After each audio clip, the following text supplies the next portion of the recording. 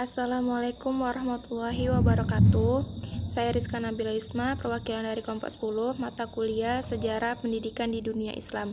Baiklah, langsung saja di sini saya akan menjelaskan sedikit materi mengenai Muhammad Abduh dan usaha pembaruan pendidikan Islam di Mesir. Langsung saja yang pertama yaitu mengenai biografi Muhammad Abduh. Muhammad Abduh lahir pada tahun 1848 Masehi di sebuah desa di provinsi Garbiyah, Mesir Hilir. Ayahnya bernama Muhammad Abduh ibnu Hasan Khairullah. Abduh lahir di lingkungan keluarga petani yang hidupnya sederhana, taat dan cinta ilmu pengetahuan. Orang tuanya berasal dari kota Mahalaj. Situasi politik yang tidak stabil menyebabkan orang tuanya pindah-pindah dan kembali ke Mahalaj setelah situasi politik mengizinkan. Selanjutnya, masa pendidikannya dimulai dengan pelajaran dasar membaca dan menulis yang didapatkan dari kedua orang tuanya. Kemudian, sebagai pelajar lanjutan, ia belajar Al-Quran pada seorang hafiz. Dalam masa 2 tahun, ia telah menjadi seorang yang hafal Al-Quran. Pendidikan selanjutnya ditempuh di Tanta, sebuah lembaga pendidikan Masjid Ahmadi. Selanjutnya itu faktor-faktor yang mempengaruhi pemikiran Muhammad Abduh. Yang pertama, faktor sosial, berupa sikap yang dibentuk oleh keluarga dan gurunya. Di samping itu, beliau juga menemukan sistem pendidikan yang tidak efektif selama belajar di Tanta dan Mesir. Yang kedua, faktor kebudayaan, berupa ilmu yang diperolehnya selama belajar di sekolah formal dari Jamaluddin Al-Afghani, serta pengalaman yang ditimbanya dari barat. Faktor yang ketiga itu faktor politik yang bersumber dari situasi politik di masanya sejak di lingkungan keluarganya di Mukallaf Nas. Dari faktor-faktor inilah yang melatar belakangi lahirnya pemikiran Muhammad Abduh dalam berbagai bidang ilmu.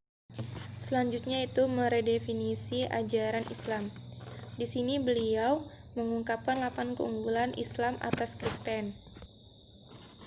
Yang pertama yaitu Islam menegaskan bahwa meyakini keesaan Allah dan membenarkan risalah Muhammad merupakan kebenaran inti ajaran Islam. Yang kedua yaitu kaum muslimin sepakat bahwa akal dan wahyu berjalan tidak bertentangan karena keduanya berasal dari sumber yang sama. Yang ketiga yaitu Islam sangat terbuka atas berbagai interpretasi. Oleh karena itu, Islam tidak membenarkan adanya saling mengkafirkan di antara kaum muslim. Yang keempat, yaitu Islam tidak membenarkan seseorang menyuruhkan risalah Islam kepada orang lain kecuali dengan bukti. Yang kelima, Islam diperintahkan untuk menumbangkan otoritas agama karena satu-satunya hubungan manusia dengan Tuhannya secara langsung.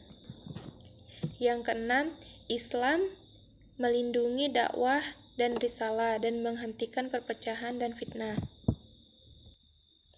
Islam adalah agama kasih sayang, persahabatan, dan mawaddah kepada orang yang berbeda doktrinnya.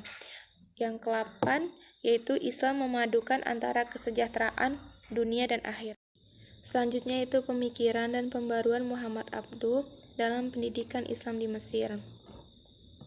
Gerakan pembaruan yang dilakukan oleh Muhammad Abduh tidak terlepas dari karakter dan wataknya yang cinta pada ilmu pengetahuan.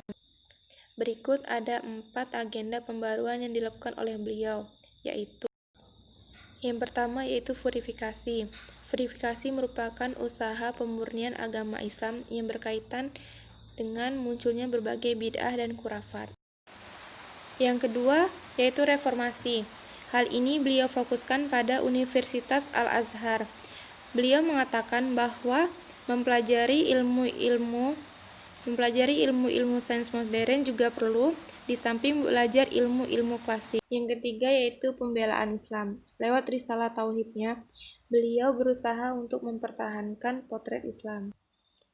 Dan beliau tidak pernah menaruh perhatian terhadap paham-paham paham-paham filsafat anti agama yang marak di Eropa.